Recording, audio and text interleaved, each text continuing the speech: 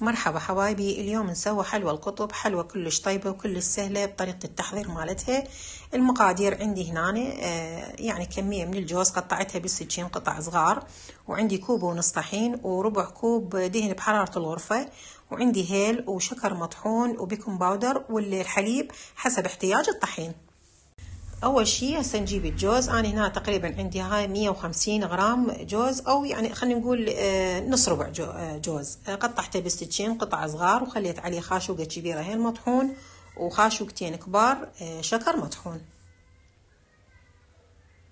هسه المرحله الثانيه عندي هذا الطحين تقريبا عندي كوب ونص طحين، خليت عليه خاشوقه كبيره هيل مطحون، وخليت عليه كيس بيكنج باودر اللي هو تقريبا 10 غرام، وخليت وياه ربع كوب دهن. الدهن يكون بحرارة الغرفة، ونبدي نخلط المكونات سوية.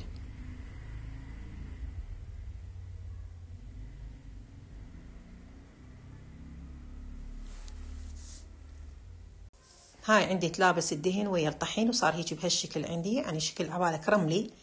هسه نضيف الحليب، والحليب يكون يعني اضافته بالتدريج، يعني ما نضيفه دفعة واحدة. هاي كملت العجينة وصارت عندي بهالشكل هذا. أنا هسه كوب ونص الطحين أخذ من عندي تقريبا 3/4 الكوب الحليب. أنا ليش قلت لكم الحليب ضيفوه بالتدريج حتى تشوفون الطحين مالتكم ايش قد يحتاج. هسه نترك العجينة ترتاح لمدة 5 دقائق. هاي من بعد 5 دقائق ارتاحت عندي العجينة، وهسه نبدي بمرحلة التشكيل. انتو التشكيل بقت الأحجام اللي تردوها، كبار صغار حسب رغبتكم.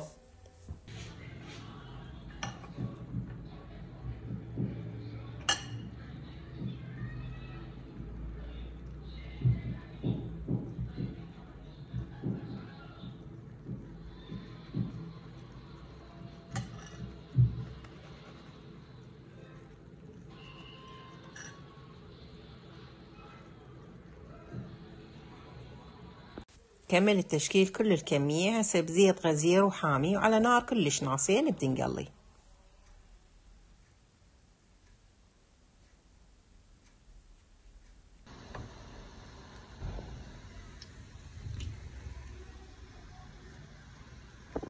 آخر مرحلة عندنا من بعد ما قلينا، هسه عندنا شكر مطحون، وأبدي أغلف القطب بالشكر المطحون.